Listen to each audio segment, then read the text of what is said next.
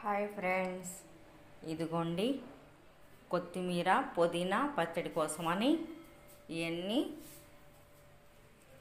కట్టన్నర కొత్తిమీర, ఒక కట్ట పుదీనా, ఇదిగోండి ఒక కట్ట పుదీనా,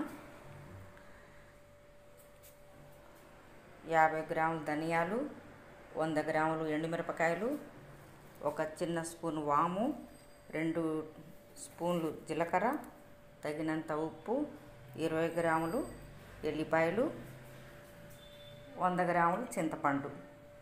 ఇది పుదీనా కొత్తిమీరకు కావలసిన ఐటమ్స్ ఫ్రెండ్స్. ఇదిగోండి పుదీనా కొత్తిమీర. పుదీనా ఆరోగ్యానికి ఎంతో మంచిది ఫ్రెండ్స్. పిల్లలు పుదీనా విడిగా ఏదైనా పచ్చళ్ళు చేసి పెడితే తినరు కదా, అందుకోసమని పుదీనా కొత్తిమీర కలిపి ఇలా పచ్చడి పెట్టుకుంటే వేడి వేడి అన్నంలో చాలా టేస్టీగా ఉంటుంది. ఇదిగోండి చింతపండు స్టవ్ వెలిగించుకొని ఇలా పొయ్యి మీద పెట్టుకొని ఒక పొంగు రానివ్వాలి. తర్వాత కొంత ఉప్పు వేసుకోవాలి ఫ్రెండ్స్. ఇది చల్లారిన తర్వాత తాలింపు వేసుకోవాలి. ఇదిగోండి ఫ్రెండ్స్, ఎండుమిరపకాయలు, కొంత పల్లి ఆయిల్ వేసుకొని వేయించుకోవాలి. ఇదిగోండి చింతపండు గుజ్జు ఇలా వేడి నీళ్ళలో మరగబెట్టుకొని పక్కన పెట్టేసుకోవాలి. ఇదిగోండి దూరగా వేగిన తర్వాత ఇలా ఒక గిన్నెలో వేసేసుకోవాలి. ఎండుమిరపకాయలు వేయించుకున్నాయి. సేమ్ అదే బాండీలో మళ్ళీ ఇవన్నీ వేయించేసుకోవాలి ఫ్రెండ్స్. ఇవి కూడా దూరగా వేయించుకోవాలి. ఇవి కూడా దూరగా వేగిపోయినాయి ఫ్రెండ్స్. ఇవన్నీ పక్కన పెట్టేసుకోవాలి. ఆ తర్వాత ఒక కాటన్ క్లాత్లో ఇలా పల్చగా వేసుకొని వాటర్ ఫిల్ చేసిన దాకా 10 నిమిషాలు ఎండలో పెడితే వాటర్ అంతా ఫిల్ చేస్తుంది. ఆ తర్వాత నీడకు పెట్టుకుంటే మొత్తం వాటర్ అంతా ఫిల్ చేసుకున్న తర్వాత వేయించుకోవాలి. ఇదిగోండి బాండీ స్టవ్ మీద పెట్టుకొని కొంత ఆయిల్ వేసుకొని కాగనివ్వాలి. ఆ తర్వాత పిండి ఉంచుకున్న చింతపండు గుజ్జు కాగుతున్న ఆయిల్లో ఇలా వేసుకోవాలి.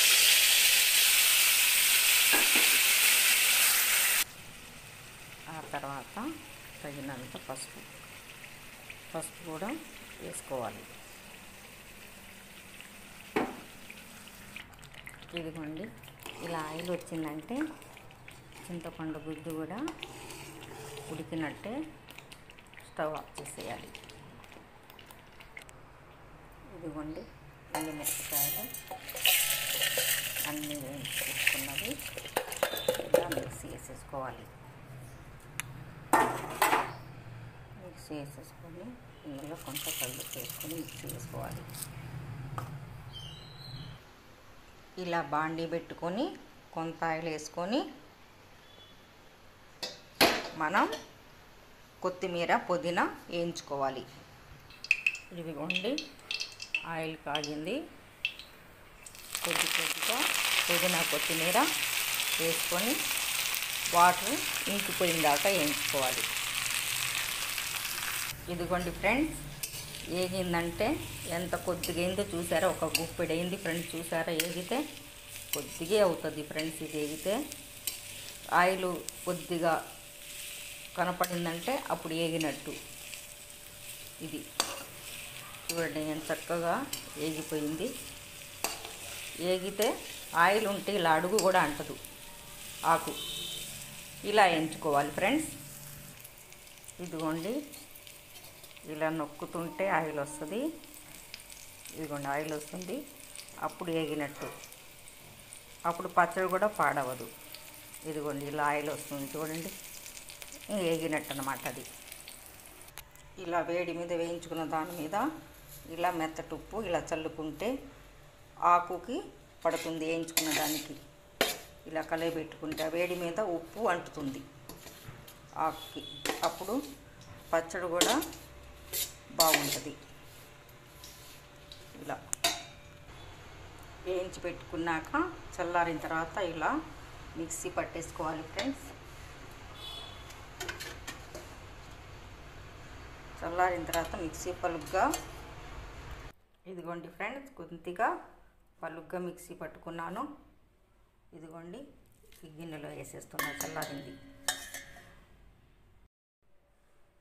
ఇదిగోండి ఫ్రెండ్స్, అంతా చల్లారింది కదా. ఇదిగోండి వేయించి పెట్టుకున్న కారం,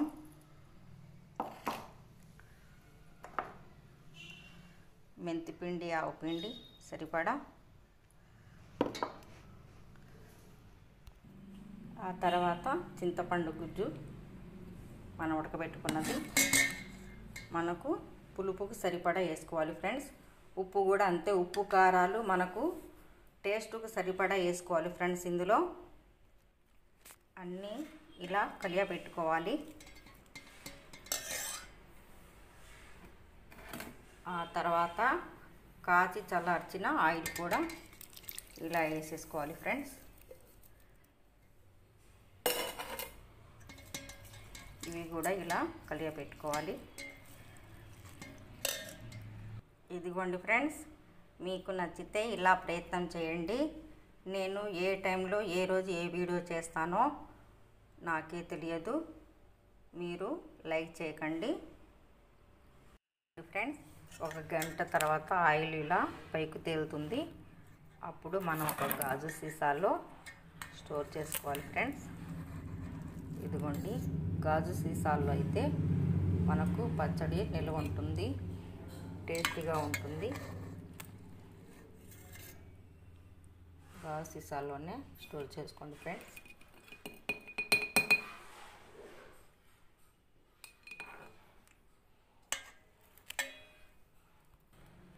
ఇదిగోండి, ఇలా గాజు సీసాల్లో స్టోర్ చేసుకుంటే ఎన్ని రోజులైనా పచ్చడి పాడవదు.